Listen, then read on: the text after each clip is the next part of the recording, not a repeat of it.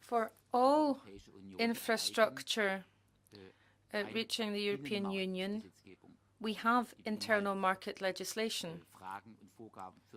It contains questions and requirements for ownership of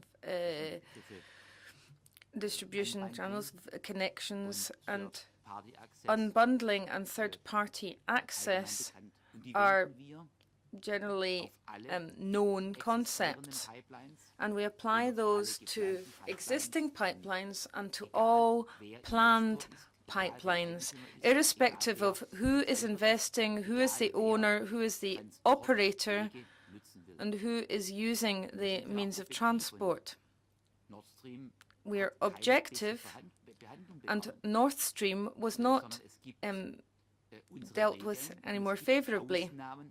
We have rules, and we have temporary exceptions to these rules. We can grant those where they are requested.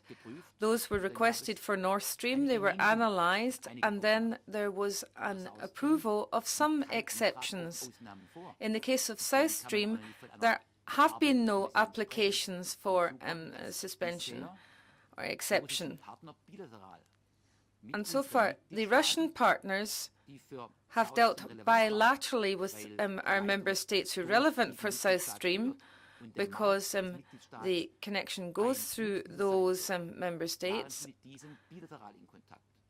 They have been in bilateral contact with those member states.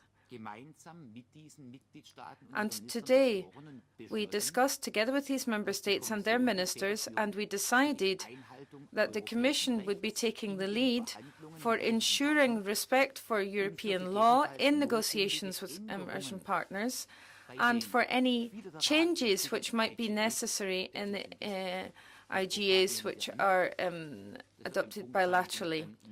This is something which we've taken on board, and it will be part of our negotiations in Moscow in January.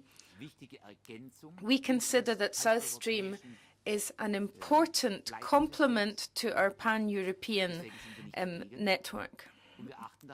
And we're not against it, but we want to ensure that our European rules with regard to an environment, with regard to the granting of contracts, and with regard to energy law within the internal market, unbundling, transparency, third-party access, etc.